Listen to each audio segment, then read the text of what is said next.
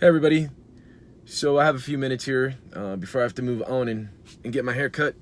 I wanted to respond to a couple questions that I've gotten personally the last couple of weeks and online, and that is what are some of the things that I would avoid when starting my business? If I could go back and change a few things, what would those things have been?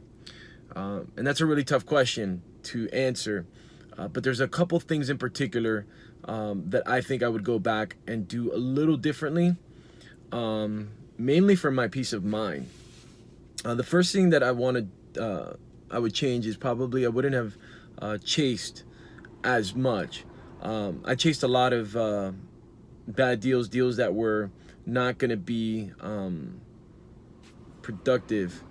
I'm a helpful guy. I spent a lot of time trying to help people, which is a good thing, but at the same time, that takes a lot of effort and energy, and that energy, when you're getting going, that energy needs to be exerted on yourself, my opinion.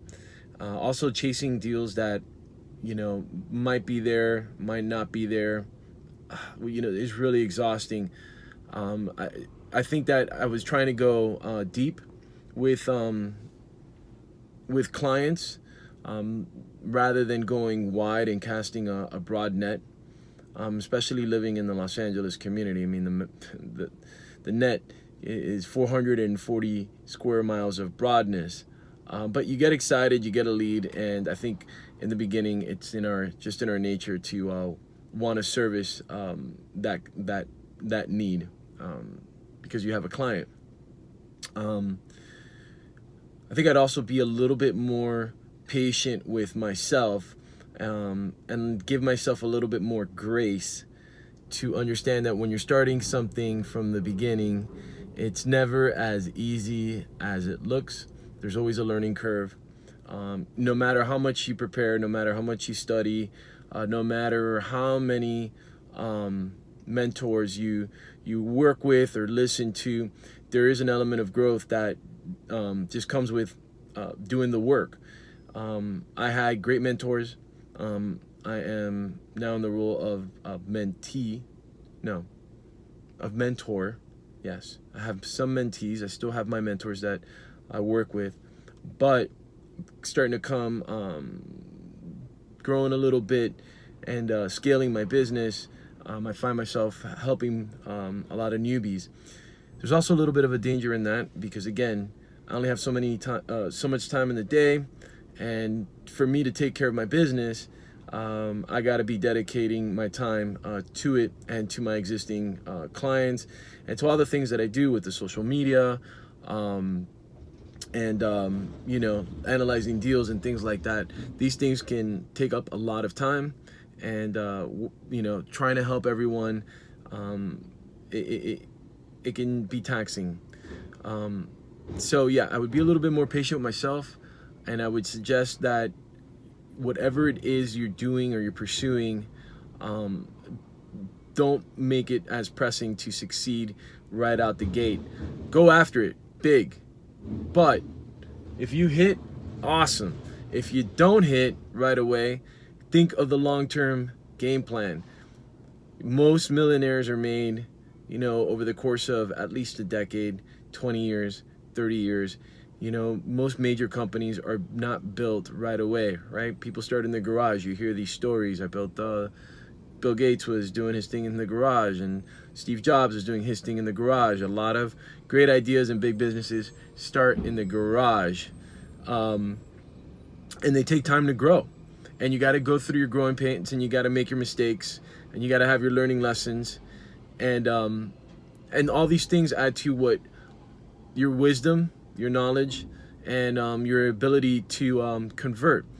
Another funny thing starts happening too. Deals beget deals. The more deals you do, the more deals that come my way, the more opportunities present themselves.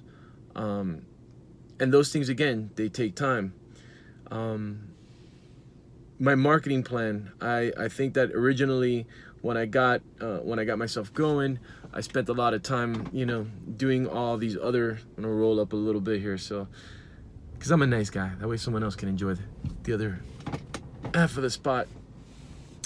I think that when I got out the gate, all these things, and I speak about it all the time. You think you need all these things, your business cards, your website, you gotta have this, you gotta have that, and what you really need to have is clients.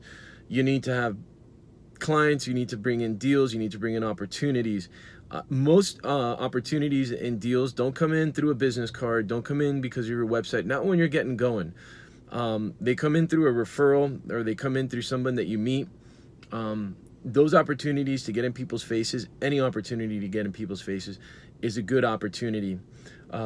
So I would suggest, looking back on myself, rather than putting all that time and energy into putting together my presentation package, I think I would have spent more time getting my face physically out there and meeting and greeting people as often as possible. That to me changed everything. Most of the work that I get now in my business is very much referral based. I'm still always going out there and casting that wide net and looking for clients.